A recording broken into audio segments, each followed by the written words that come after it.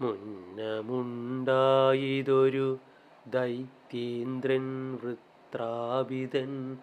300 യോജനയുണ്ടുന്നതമുടലതിൻ വണ്ണവും മൂന്നൊന്നുണ്ടു കണ്ടോളം ഭയങ്കരൻ ദണ്ണമെന്നിയേ ശത്രുവിജയം ലഭിപ്പാനായി ഉഗ്രമാം വണ്ണമവൻ തപസ്സു തുടങ്ങിനാൻ വിഗ്രഹിച്ചു മറഞ്ഞിതു വാസവനതിന്നാലേ ത്രൈലോക്യമടക്കുവാൻ തപസ്സെന്നോർത്തു ശക്രൻ പാലാഴി പൊക്കു പത്മനാഭനെ സ്തുതി ചെയ്താൻ യോഗനിദ്രയുമുണർന്നരുളി ചെയ്തു നാഥൻ നാഗനായകനെന്തു സങ്കടമെന്നീ വണ്ണം വൃത്രതാമസുരനെ നിഗ്രഹിച്ചമരന്മാർ കത്തൽ തീർത്തരുളെന്നു ദേവേന്ദ്രനുണർത്തിച്ചാൻ ഭക്തനാമവനെ ഞാൻ കൊൽകയില്ലെൻ്റെ ശക്തിയാ യുദ്ധം ചെയ്ത അസുരനെ നിഗ്രഹിച്ചാലും ഭവാൻ താപസനായ ദദീജിതനോടസ്ഥി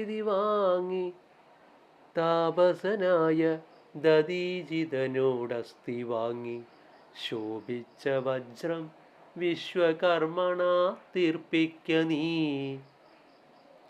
വജ്രം കൊണ്ടസുരനെ നിഗ്രഹിക്കയും ചെയ്യാം വിജ്വരനായി സ്വർഗം പൊക്കുവാഴുക ഭവാൻ ഇന്ദ്രനോടേവമരുൾ ചെയ്തയച്ചോരു ശേഷം ഇന്ദിരാപതി യോഗനിദ്രയും തുടങ്ങിനാൻ വൃത്രനെ നാരായണൻ അരുൾ ചെയ്തതുപോലെ സുത്രാമായുദ്ധം ചെയ്തു നിഗ്രഹിക്കയും ചെയ്താൻ നിത്യവും ബ്രഹ്മഹത്യാ പാപത്തൽ മഹേന്ദ്രനും നിദ്രാഹാരാദികളും വശമില്ലാതെയായി വൃത്രാരകന്മാർ മുനിമാരുമായോർത്തു കൽപ്പിച്ചിതിന്ദ്രനെ കൊണ്ടു